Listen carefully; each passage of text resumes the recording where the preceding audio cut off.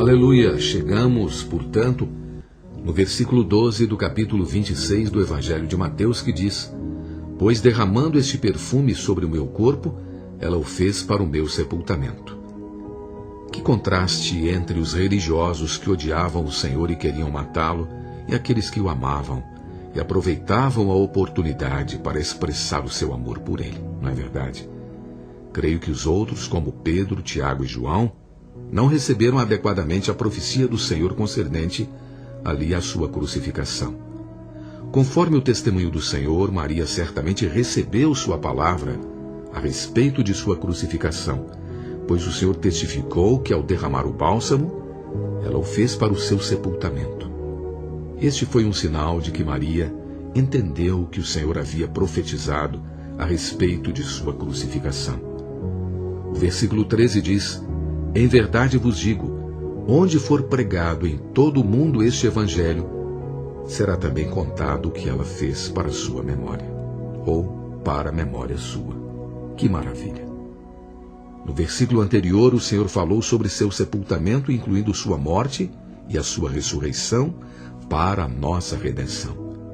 Assim, nesse versículo, ele chamou o evangelho de este evangelho, referindo-se ao evangelho de sua morte, sepultamento e ressurreição. A história do evangelho é que o Senhor nos amou, e a história de Maria é que ela amou o Senhor. Devemos pregar os dois evangelhos, o Senhor nos amando e nós amando o Senhor. Um é para a nossa salvação e o outro é para a nossa consagração. O evangelho nos diz como o Senhor nos amou, mas a história de amor de Maria nos constrange a amarmos ainda mais o Senhor. Por isso deve haver um amor mútuo. Isso deve acompanhar a pregação do evangelho. Por um lado, nós falamos do amor do Senhor, e por outro, nós falamos do nosso amor por Ele. Do versículo 14 ao versículo 16, vemos que o Senhor Jesus foi traído pelo falso discípulo.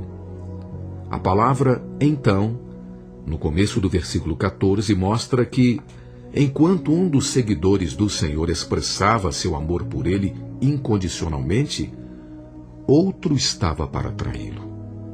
Um estava tendo apreço pelo Senhor, e ao mesmo tempo outro estava lhe dando um golpe. Nem mesmo um falso crente deve ter sido tão maligno quanto esse aqui. O Senhor Jesus nunca tinha prejudicado Judas, nunca. Judas, contudo, estava cheio e possuído de Satanás, o diabo. Em João 6, versículos 70 e 71, o Senhor Jesus se referiu a Judas como o diabo. Conforme João 13, 2, o diabo tinha posto no coração de Judas que o traísse. E João 13, 27, diz que Satanás entrou em Judas. Assim, Judas se tornou a corporificação do diabo.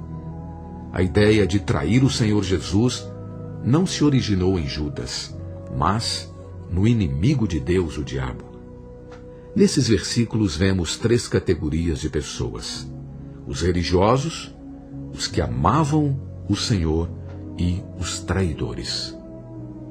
A qual categoria você pertence, amigo? A qual categoria eu pertenço? Será que eu tenho sido um religioso? Ou eu sou um que ama o Senhor? Ou até mesmo sou alguém que trai ao Senhor? Que o Senhor tenha misericórdia de nós, possa iluminar os olhos do nosso coração, para que possamos ver quem temos sido. Você já abriu a sua casa e preparou um banquete para o Senhor Jesus? Você já quebrou o vaso de alabastro e derramou bálsamo sobre o seu corpo? Certamente, eu creio que nós somos aqueles que amamos ao Senhor. Louvado seja o Senhor. Nós amamos ao Senhor. Não obstante, devemos aprender a amá-lo até o fim. Do versículo 17 ao versículo 30, vemos o guardar a Páscoa e o estabelecimento da mesa.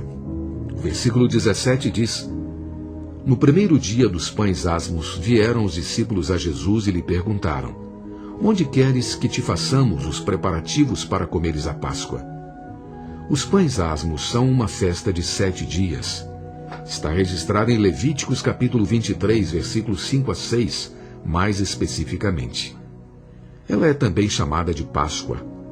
Na verdade, a Páscoa era o primeiro dia da festa dos pães asmos. A mesa mencionada no versículo 20 refere-se não à mesa do Senhor, mas à mesa da festa da Páscoa. Os versículos 21 até o 25 revelam que o Senhor estabeleceu a mesa na hora de ser traído. O versículo 21 diz: E enquanto comiam, declarou Jesus: Em verdade vos digo que um dentre vós me trairá. Quando os discípulos ouviram isso, eles se entristeceram profundamente e começaram perguntando um ao outro: Porventura sou eu, Senhor? Porventura sou eu? Porventura sou eu? Ficaram preocupados. Porventura sou eu, Senhor? Quando fez essa pergunta, o Senhor deixou a própria palavra de Judas condená-lo. Depois disso, Judas saiu. Ele não mais suportou ficar ali. Após Judas ter saído, o Senhor então estabeleceu a mesa. Assim, Judas participou da festa da Páscoa, mas não teve parte na mesa do Senhor. Depois que o traidor, o falso crente, foi exposto, o Senhor estabeleceu a mesa com os 11 crentes verdadeiros. O versículo 26 diz: Enquanto comiam, tomou Jesus um pão e, abençoando-o, o partiu e o deu aos discípulos, dizendo: Tomai e comei, isso é o meu corpo. Começando no versículo 26, a mesa do Senhor foi estabelecida. O Senhor e os discípulos, primeiramente, comeram a Páscoa. Então o Senhor estabeleceu a sua mesa com o pão e com o cálice, para substituir a festa da Páscoa, porque ele ia cumprir a prefiguração, o tipo que constava no Antigo Testamento, e ser a verdadeira Páscoa para nós. Agora estamos guardando a verdadeira festa dos pães asmos, não é? Neste capítulo há duas mesas, a mesa da Páscoa e a mesa do Novo Testamento. A mesa da Páscoa era a mesa da economia do Velho Testamento, do propósito de Deus ali no Velho Testamento, mas a mesa do Senhor é a mesa da economia do Novo Testamento. No versículo 26, o Senhor tomou o pão, abençoando-o, partiu e o deu aos discípulos, dizendo: Tomai e comei, isto é o meu corpo. O pão da mesa do Senhor é um símbolo representando, não é? O corpo físico do Senhor partido por nós, ali na cruz, para liberar a sua vida, a fim de que possamos participar dela. Participando desta vida, nos tornamos o corpo místico de Cristo, como está escrito em 1 Coríntios capítulo 12, versículo 27, que também é representado pelo pão da mesa. Assim, participando desse pão, temos comunhão do corpo de Cristo. Louvado seja o Senhor. Na Páscoa, as pessoas comiam a carne do Cordeiro Pascal. Mas depois da festa da Páscoa, o Senhor Jesus não tomou a carne do Cordeiro, mas ele tomou o pão e o deu aos seus discípulos, para que eles comessem desse pão. Como mostramos, esse pão significa o corpo do Senhor para nos nutrir.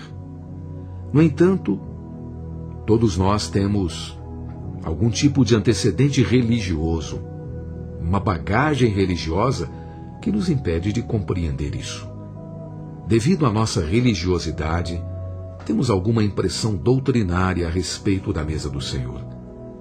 Quando os cristãos participam da Santa Ceia hoje, eles não têm a percepção de que estão tomando o Senhor Jesus para dentro de si como seu suprimento. Vocês tinham essa percepção quando estavam na religião ou religiosamente falando? Eu não tinha. Pelo contrário, tínhamos a informação que deveríamos examinar a nós mesmos e não que estávamos tomando o corpo do Senhor como nosso suprimento. Mas se alguém se chegar à mesa do Senhor sem qualquer conceito doutrinário, espontaneamente perceberá que comer o pão do Senhor é recebê-lo para dentro de nós como nosso suprimento espiritual, o nosso suprimento de vida. Lucas capítulo 22, versículo 19 diz: E tomando o pão, tendo dado graças, o partiu e lhe deu, dizendo: Isto é o meu corpo oferecido por vós.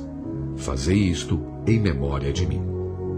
De acordo com este versículo, devemos comer em memória do Senhor. Assim, a genuína lembrança não é rever a história da vida do Senhor, mas comê-lo e tomá-lo. Como símbolo do seu corpo, o Senhor não usou um grão de trigo, mas usou um pão. Um pão significa que muitos grãos passaram ali por um longo processo para se tornar pão.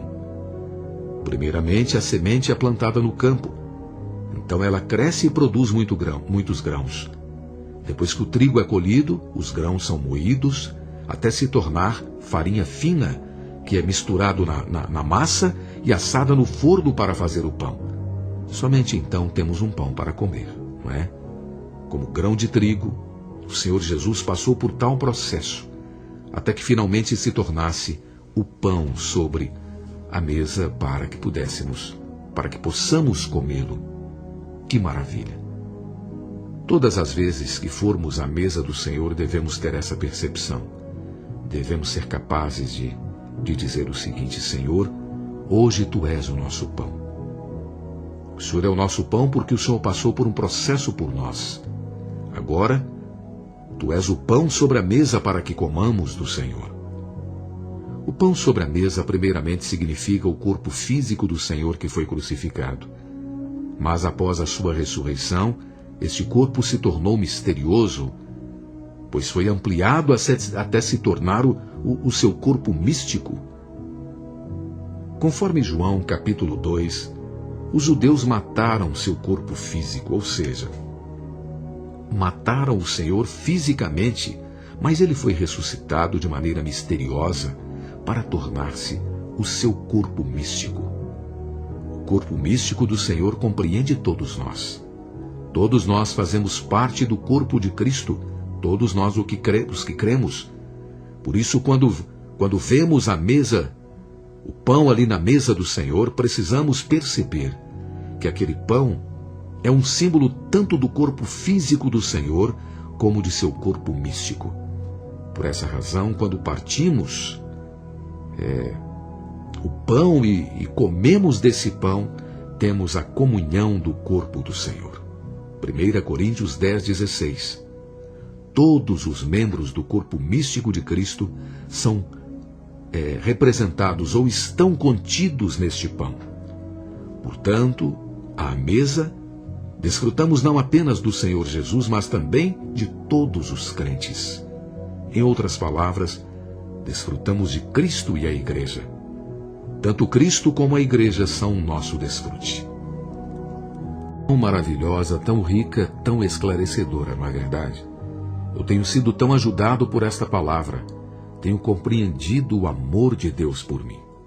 Tenho compreendido que o Senhor, como grão de trigo, caiu na terra, passou por um processo e tornou-se pão. Esse pão está à mesa para que possamos comer dele. Quando participamos da mesa do Senhor, nós participamos do corpo de Cristo, desfrutamos desse corpo de Cristo e tomamos Cristo como nosso suprimento de vida. Louvado seja o Senhor. Amanhã nós continuamos. Até lá.